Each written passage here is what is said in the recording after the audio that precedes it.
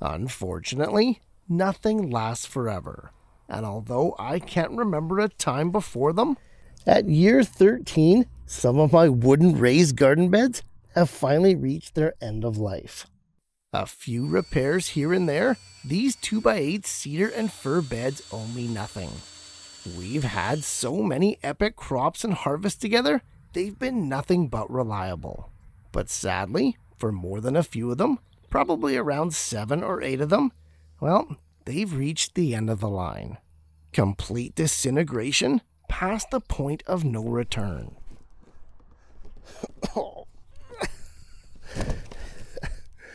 So today, we're going metal. Thanks to the good folks at Vego Garden, I'm going to replace these 2 old wooden 8x2 raised beds with some new metal ones. The plan is to build the new ones around the existing ones so we don't disturb the soil too much. Should be exciting. I can't wait to complete the upgrade. In the last few years especially, metal garden beds have hit a new level of popular. They seem to be everywhere now, and it actually feels like I'm late to the party on this one. The wood beds have served me well though, and I hate being wasteful, so I didn't mind the wait. Having said that, I really am excited for the switch. So let me clean up the area so we can start building. And while we do that, let's go over some of the benefits of switching to an all-metal garden bed. First up is cost. Beyond a rudimentary single-layer box comprised of just 2x4s or even 2x6s, the same area and height for a wood garden bed is actually not much cheaper than that of a metal one. Even at the extreme range of say half the price, replacing your wood beds 2 to 4 times to a metal one's never, well, it quickly tips the cost scales. And the business of replacing garden beds is not just costly, it's also a lot of work. Where a good wood garden bed can last anywhere from 7 to 10 years, a metal one is virtually guaranteed to last 20, and that's just the official warranty. Made from a steel inner core and a protective outer layer comprised of iron, zinc, aluminum, and magnesium, your metal garden bed should outlast the wooden ones at a factor of 4 or even 5 to 1.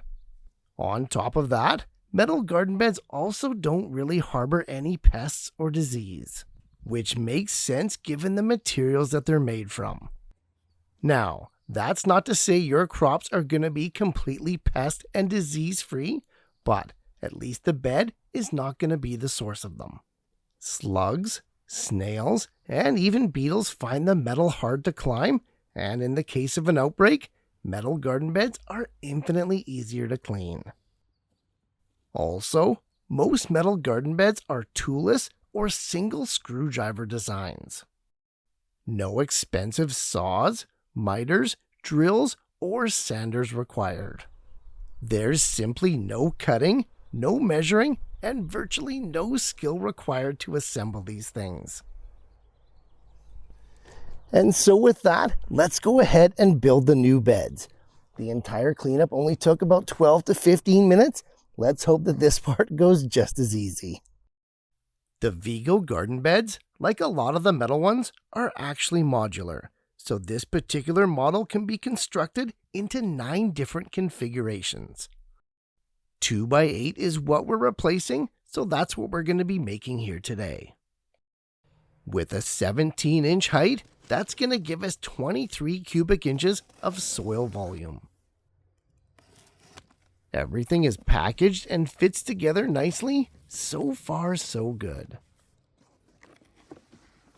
End corners are rounded for strength, as they should be, and there's an included metal bracer rod that I'm told is very necessary. Straight panels are first up though, 4 for each side, and assembly is easy using the included nut and bolt system. Everything seems to fit just nicely and super easy, so as someone who normally builds from wood from scratch, well, this is a welcome advantage. Yes, you do lose some of the customizability, but this assembly almost feels too easy. After both sides are built, we can go ahead and start on those rounded corners.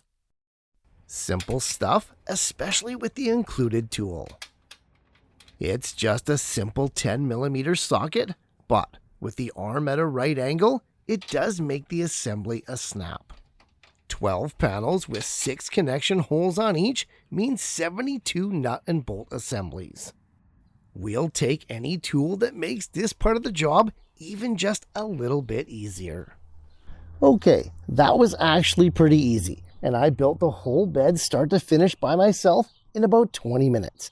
Let's go ahead and build the second one while I give my early thoughts on this product in particular. As mentioned, Vego kindly sent me a few of these beds to feature on my channel. But with over 87 wood raised beds that I have to eventually replace, well, I also bought a few of my own. As such, this video is not a paid review. Rather, it's just my own thoughts. For packaging, instructions, and assembly, I give these guys a 10 out of 10. It really is that easy. And if you're doing it with 2 people, it's probably even easier. The height, dimensions, finish, as well as the materials itself is all really top-notch stuff. Durability, though, I can't really comment on, and it's gonna have to stand the test of time. I will say that the coating was easier to scratch than I thought, and it'll be interesting to see if these become hot spots for rust. Also, the middle bracer rod doesn't appear to be plated and coated like the nut and bolt hardware, but it is galvanized. It'll be real interesting to see the longevity of it, as we have to remember that that rod is going to be buried in moist soil the entire time. Really though, upon first impression, these garden beds check off all the boxes. The only unknown is that longevity, and for that, I'll have to get back to you in about 20 years. For now though, I'm just excited to get these guys set up and replace some of my aging infrastructure. The rounded corners and those metal bracing rods, well, they're going to make that simple installation of just a sleeve over the old beds a little trickier than I first thought. So, I'm just going to keep building more of these guys while I try to figure that one out. Stay tuned. Hey, thanks so much for watching, guys. Truly, this channel wouldn't exist without passionate gardeners like you.